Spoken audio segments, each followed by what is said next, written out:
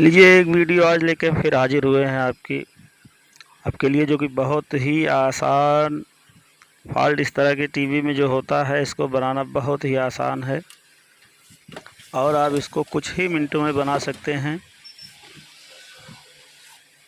जैसा कि हमने एक वीडियो और बनाया हुआ है इस तरह का, जो आप देख सकते हैं हमारे चैनल पे। हम उसका लिंक डिस्क्रिप्शन में डाल देंगे, आप वहां से भी इस वीडियो को देख सकते हैं। उसमें दूसरा कंपोनेंट ख़राब था, इसमें दूसरा ख़राब निकलता है या वही निकलता है, देखते हैं खोल के। जब तक हम टीवी को खोलते हैं तब तक आप हमारे चैनल को सब्सक्राइब कर लें। यदि आपने नहीं किया है तो चैनल को सब्सक्राइब ज़रूर कर लें, ताकि जल्दी से जल्दी वीडियो जैसे हम अपलोड करें आपके पास पहुंच जाए। और हम जो भी वीडियो बनाते हैं हम उसमें समय ज़्यादा इधर उधर की बातें नहीं करते, हम डायरेक्ट फॉल्ट को बताते हैं। तो इस तरह का जब भी फॉल्ट आता है तो आप समझ लीजिए कि ये EHT आउटपुट सेक्शन में ही इस तरह का फॉल्ट आता है, बाकी और कहीं से नहीं आता है।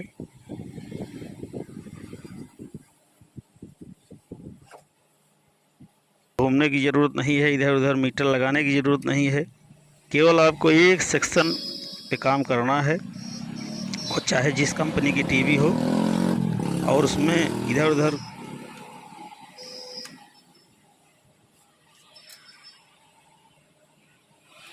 यहाँ वोल्टेज वहाँ वोल्टेज नहीं कहते, डायरेक्ट फॉल्ट को आपको बताते हैं। सबसे पहले आपको टीवी की स्क्रीन को देखकर ही समझ जाना चाहिए कि ये फॉल्ट किस सेक्शन में है।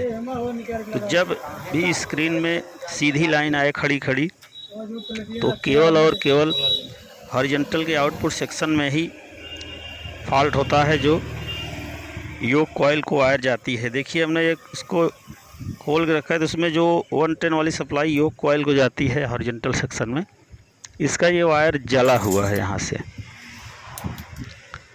अब इसमें आप नया तार लगा सकते हैं, यदि आपके पास नया ना हो तो आप इसी को कट करके और यहीं पर दूसरा वायर जोड़ सकते हैं, जैसा कि हम आपको दिखा रहे हैं। हमने वही वायर को कट करके यहाँ हम उसको जोड़ के दिखा रहे हैं, बाद में उसको नया लगाएंगे। यदि आपके पास नया ना हो तो आप इसमें वायर अलग से जोड़ के लगा सकते हैं, कोई दिक्कत नहीं है। केवल आप उस पर टेप लगा के रखें या उसमें स्लिप लगा दें, ताकि वो कहीं पर शॉर्टिंग ना हो, इसलिए कि उसमें 110 सप्लाई 110 वोल्ट की सप्लाई रहती है।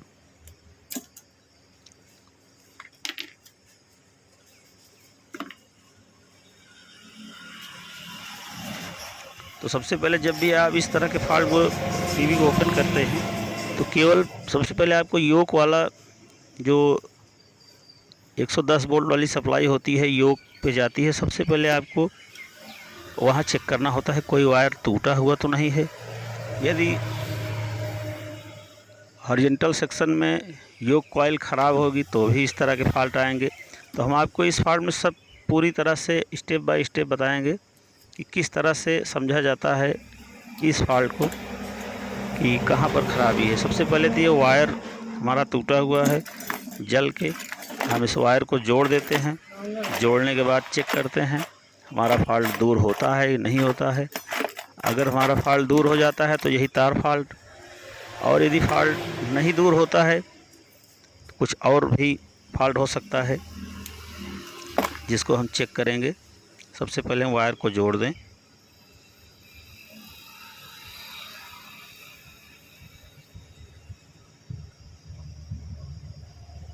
इस तरह से इसमें स्लिप लगा दें, ये निकलेगी नहीं कभी।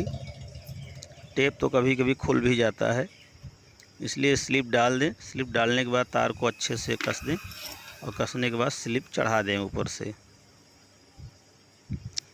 ये सबसे आसान और बढ़िया तरीका होता है वायर को लगाने में, इसलिए कि इसमें खुलने का डर नहीं रहता है।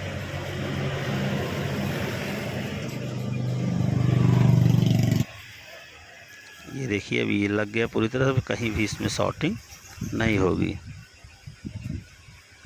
अब हम टीवी आपको ऑन करके दिखाते हैं, देखते हैं कि हमारा फॉल्ट दूर हुआ या नहीं।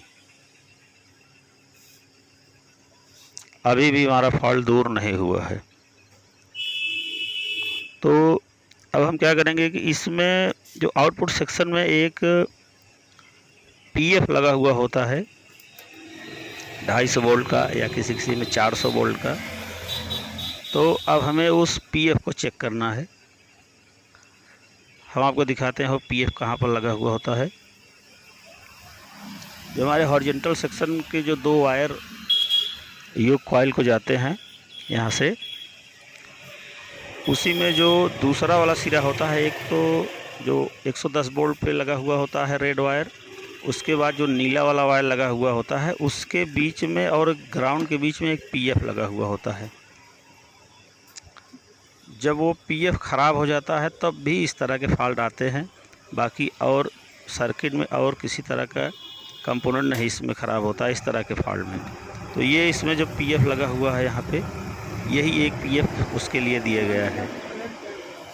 तो आप इसको चाहें तो निकाल कर चेक भी कर सकते हैं, और अगर आप ये कंफर्म करना चाहें कि ये ख़राब है या नहीं ख़राब है, तो आप कोई दूसरा पीएफ 250 वोल्ट या 400 वोल्ट का पीएफ वैल्यू कुछ भी हो आगे पीछे उसकी, उसको आप ऊपर से ही रख करके चेक कर सकते हैं।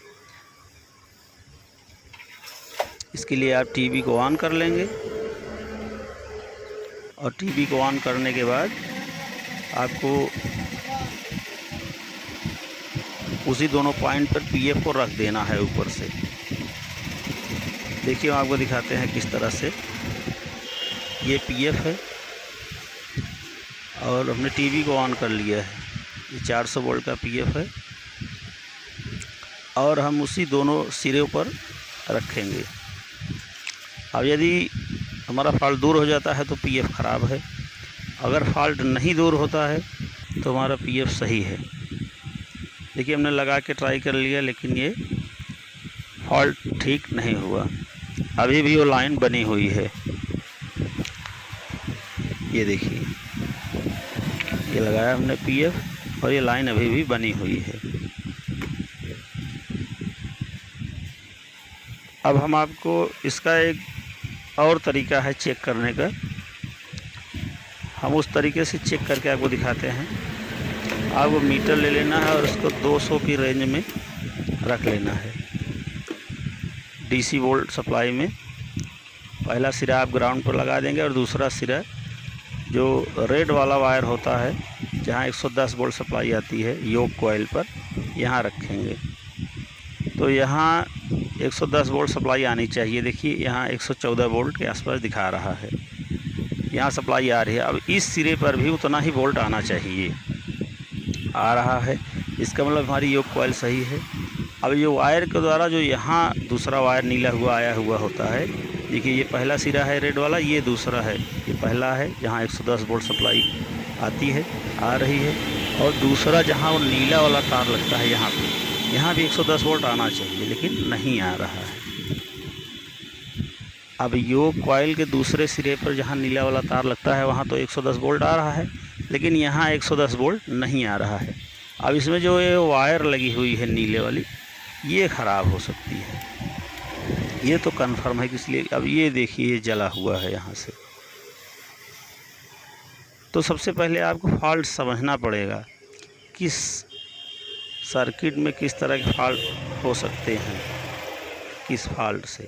तो ये वायर अंदर योक कॉइल के अंदर लगा हुआ था, जिससे वो दिखाई नहीं दे रहा था बाहर से, इसलिए स्टेप बाय स्टेप चेक करना पड़ा। हम आपको ये वायर इसी में एक टुकड़ा जोड़ करके, देखिए अंदर से लगा हुआ था, हम इसको निकाल लेते हैं, इसलिए दिखाई नहीं दे रहा था। और यदि बाहर से होता तो दिखाई दे जाता पहले ही। ये अंदर से लगा हुआ था, यहाँ जो जला हुआ था ये, जिसके कारण ये नहीं दिखाई दे रहा था। तो ये जो 110 वोल्ट दोनों सिरों पे आ रहे हैं, तो वही 110 वोल्ट जो सर्किट के जैक पे लगा हुआ होता है, वहाँ भी दोनों पर ही 110 वोल्ट आने चाहिए। यदि लाल वाले पे आ रहा है, नीला वाले पे नहीं आ रहा है, तो योक कॉइल ख़राब हो सकती है। अगर योक कॉइल के दूसरे सिरे पे आ रहा है तो योक कॉइल सही है। अब ये वायर को जोड़ करके हम देखते हैं सप्लाई वहाँ आ रही है कि नहीं आ रही है। यदि वहाँ सप्लाई आ जाती है तो हमारा टीवी पूरी तरह से ऑन हो जाएगा। यदि सप्लाई नहीं आती है तब फिर हम दूसरा फॉल्ट देखेंगे, दूसरा कंपोनेंट देखेंगे। वैसे तो इसमें इस तरह के फॉल्ट में जितने भी यही दो, या तो ये कॉइल या तो ये वायर या तो वो पीएफ, इसके अलावा और कोई दूसरा तीसरा ऑप्शन नहीं होता है। एक इसमें कॉइल लगी होती है जो कि वो ख़राब नहीं होती, कभी कभार ख़राब मिली नहीं तो वो ख़राब नहीं होती है। तो इस तरह के फॉल्ट किसी भी टीवी में यदि आता है और लाइन खड़ी आ रही है तो चाहे जिस कंपनी की टीवी हो वो इसी तरह का फॉल्ट आता है। और यही इतने जो कंपोनेंट लगे हुए होते हैं इन्हीं की वजह से आता है। देखिए इसमें हमने वायर जोड़ करके स्लिप लगा दिया है। और वायर को हम यहाँ पर ये पुराना वाला निकाल करके दूसरा लगा दे रहे हैं। यदि आपके पास पूरी लीड नई पड़ी हो तो आप नई लगा सकते हैं, नहीं हो तो आप पुराना वायर जोड़ करके अच्छे से इसको लगा सकते हैं। वायर को हमने लगा दिया है। टीवी को हम ऑन करेंगे।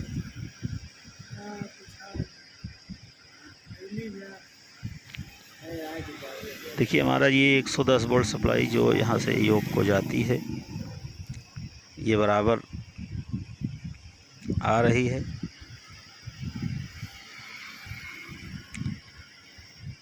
देखिए